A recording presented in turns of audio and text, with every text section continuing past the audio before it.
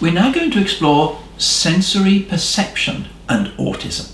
It's actually one of the diagnostic criteria that came out in 2013 and actually gives legitimacy to a component of autism that is very important in the workforce, but also can be causing considerable stress to the autistic person themselves.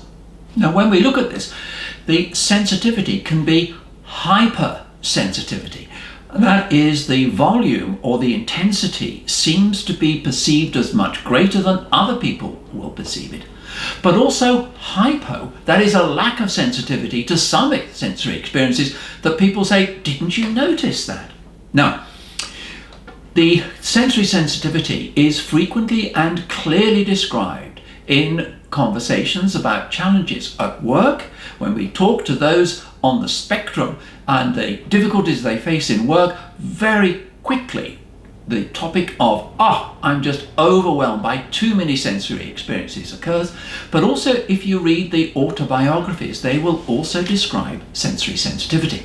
Now, sensory sensitivity may have a greater impact on daily and especially working life than social difficulties such as teamwork and making friends and managing emotions and coping with change. It's painful and very difficult to endure. And repeated exposure does not reduce the sensitivity. The startle reaction is as bad when you are 30 years old as when you were 3 years old. So we're looking at the workforce and workplace may not understand and accommodate sensory sensitivity. They don't get it, so they may not fully understand what you're experiencing. A new approach is to look at exteroception and interoception. Exteroception is sensing the outside.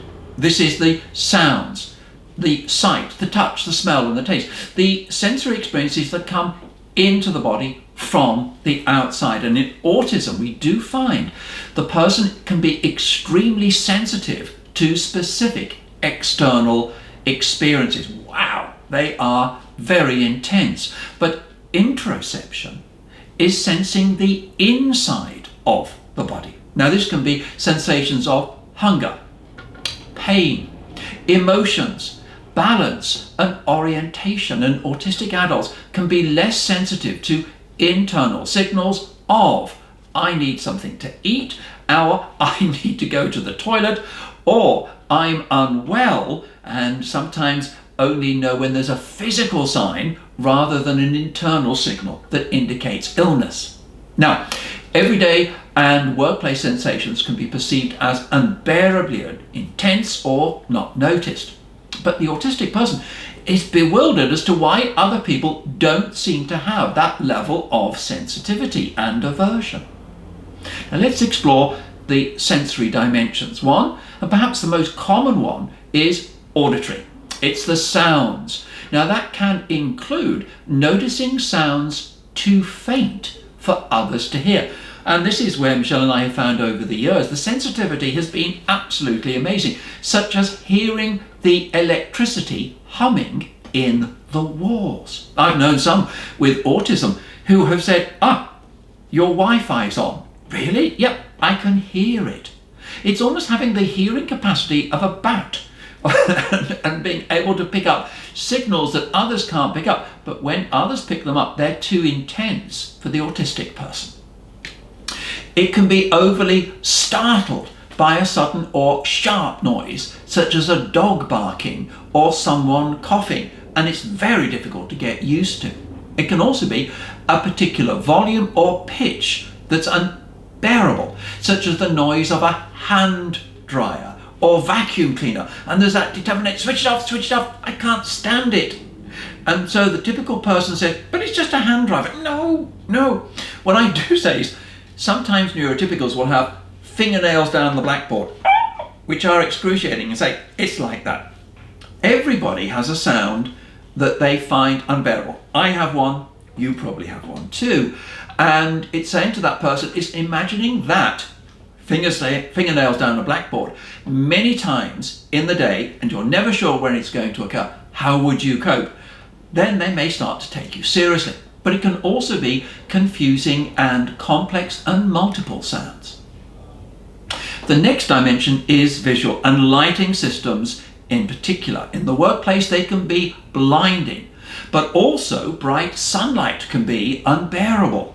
Colours may be too intense and distracting, but also perceiving the flickering of a computer screen or fluorescent lights. Fluorescent lights actually flicker, and it's a bit like the old-fashioned strobe lighting for an autistic person. I can see the flicker. Neurotypicals, it all blurs together. They don't notice it. A person with autism said, this is weird.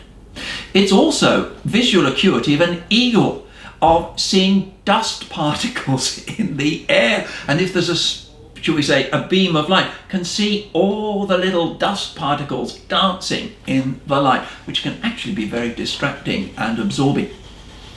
It can also be tactile in the sense of touch. It can be feeling the seams and labels of clothing, and they must be removed, or new clothing has to be washed several times so it is soft enough to be bearable. Now, there may be a dislike of gestures and greetings involving touch and social situations. For example, people of Mediterranean origin, when they meet you, and that can be a problem. I was talking to a group of adults in Italy, and I said, what's it like having autism in Italy? They said, hell. I said, why? Well, when everybody comes up to you, they go, 3 kisses on your cheek, and they keep touching your arms. They said, we all want to move to Japan, because in Japan it's just, and that's it, and you don't touch each other. Sounds like heaven. Actually, one of the things about COVID, people don't go near each other, and those with autism say, it's great. I don't have to go out socialising because I'm not allowed to, and I don't have to be close to people. Can we do this all the time? Now, there can also be a lack of sensitivity to particular sensory experiences. Now, these can be particular sounds, and the person may be accused of selective deafness, but really this range didn't pick up. Also, a lack of sensitivity to pain when ill or injured, and I've known some with autism who have had a fracture and they've just been, it's a bit uncomfortable, and only when they have an x-ray, you've got a significant fracture here. Really? Yeah. Need to take this seriously. Also, not being sensitive sometimes to temperature changes, such as needing warm clothing in winter, but also not picking up sensations of thirst, hunger, and needing to go to the toilet. Obviously more of a problem when you're a child, but as an adult, you may need to say, I need to eat because it's lunchtime, rather than I'm feeling pangs of hunger. But there's another dimension to this, and that's sensory pleasure. And there may be certain sensory experiences that are enjoyed that other people go, you're weird. It can be vibration, such as the washing machine vibrating on the spin cycle. I know a number of adults with autism say, I love to sit on it or be near it. And the vibration of it is so soothing. Or colours, and seeing colours emitted by streetlights and dimensions of colours that are absolutely fascinating. Other people may not notice it, but it is mesmerizing for the person with autism. It can also be olfactory, of perfumes, which create a sense of nausea. And there may be somebody that you know and work with who uses a particular perfume that really makes you want to vomit. And the problem is, how do I tell them? I don't want to be rude, I don't want to be disrespectful, but I just go, when they walk past.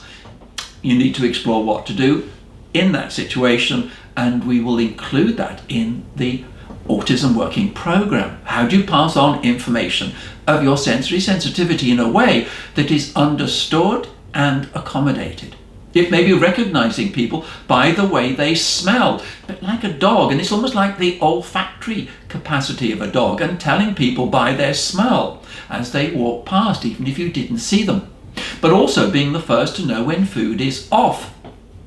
It can also be the smell, taste and texture of food, and there can be a limited diet so that your work colleagues may notice in your lunchbox you always have the same food. When you go to the cafe, you always have the same food because you know it, can trust it. There is minimum sensory risk. It can also be the sense of movement.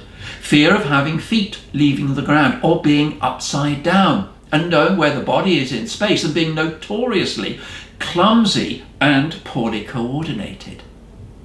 So autism is associated with sensory distortions and fluctuations, and that sensitivity may vary from day to day. Today, it's unbearable. Another day, I can just tolerate it, but it's just a different day. There can be sensory tune-outs as a coping mechanism. There can also be unusual sensory processing of synesthesia, or what may be described as coloured hearing. So when something comes in on a particular channel, the auditory, you may see colours, or numbers are associated with colours. Synesthesia occurs in the general population, maybe about 5 to 10%, but maybe much more in autism. Now, this can be a great advantage if you're an artist when it comes to colours, that you have a perception of colours that's really quite extraordinary, or the clothing industry and fashion and noticing things that others wouldn't have noticed. It may also be in olfactory in terms of cooking and being a remarkable chef that has the colour representation on the plate, but also the aromas, and wine tasting could be to your advantage. But another one that we've explored is difficult at identifying the source channel of sensory information, of interoception and exteroception, of where did that come from? I'm not sure. Now, one of the big problems in work is sensory overload. As one person with autism said, dynamic sensory surges. Yes. And that leads to being stressed and anxious, almost shell-shocked of when the next person is going to shout, when that piece of machinery is going to switch on, for example. So the person with autism becomes hypervigilant, tense, very distractible, and unable to concentrate in sensory aversive environments. So being unsure when the next painful sensory experience will occur means there is an increase in anxiety, but we also find that increasing anxiety increases sensory sensitivity. An increased sensory sensitivity leads to increased anxiety. The two work together. So if this is a strategy that you need to work on, it's working on sensory sensitivity and anxiety associated with it. Now that can lead to avoiding work areas such as corridors, lunchrooms, the factory floor, and public places because of the sensory experience. And can lead to the development actually of specific phobias such as thunderstorms because of the noise of thunder, or having a restricted diet and difficulty failing to fall asleep at night because of the startle reaction to sensory experiences. So welcome to sensory perception and autism.